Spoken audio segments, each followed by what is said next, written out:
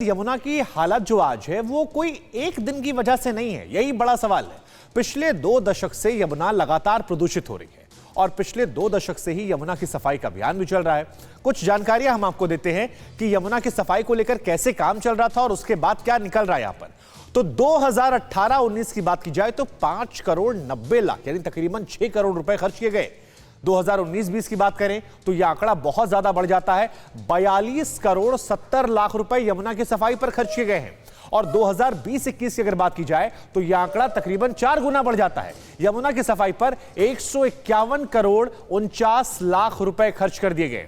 अब करोड़ों का जो यह आंकड़ा है यह बहुत छोटा है क्योंकि पिछले 2 दशक में सैकड़ों करोड़ रुपए इस यमुना को साफ करने के नाम पर खर्च हुए।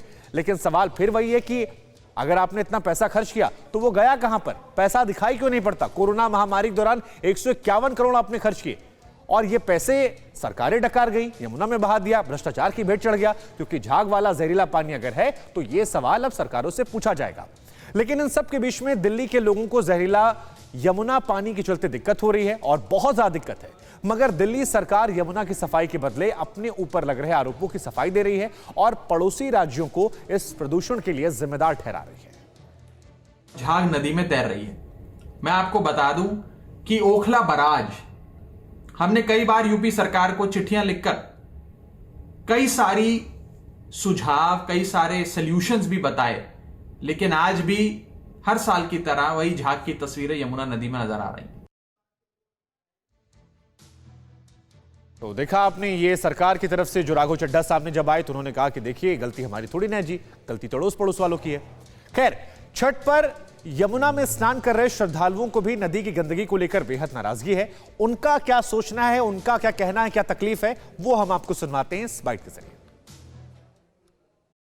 कितनी गंदगी पड़ी हुई है और इसमें हम लोग नहाते, पूरी फैन जो मेरे शरीर पे आ रहा है, नहाना झाग है, वो पूरी झाग वही है, पूरी सफेद सफेद पूरी हमारे को झाग मेरे ये तो साफ करना चाहिए। साल में जब जानता है सरकारों की यहाँ साल में छठ पूजा होता ही है, लेकिन उनको साफ करा देना चाहिए। पूरी गंदगी है, साफ सुथरा नहीं है, साफ सुथरा तो चाहिए।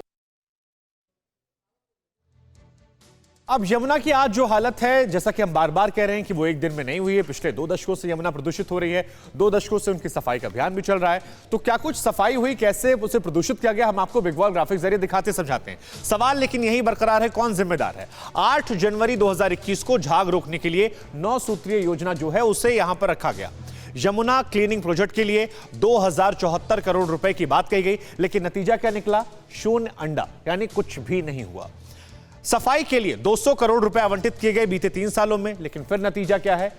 शून्य, यानी कोई काम यहां पर नहीं हुआ। तस्वीरें खुद चीख चीख कर गवाही दे रही है, हमें आपको कहने की कुछ जरूरत नहीं है।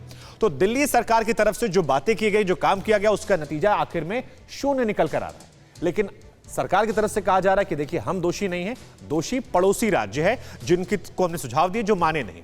अब सवाल यह है कि दिल्ली तेरी तो यमुना मैली क्यों है? यमुना का पानी जो है वो 80% जो है प्रदूषित हो गया है। 25 सालों में 1514 करोड़ रुपए यहां पर खर्च किए गए हैं केंद्र सरकार की तरफ से। अब ये दिल्ली सरकार केंद्र सरकार पर आरोप लगा रही है, उनका भी रोल देख लीजिए। 1514 करोड़ रुपए जो है केंद्र सरकार ने खर्च किए, लेकिन नतीजा यहां पर भी शून्य।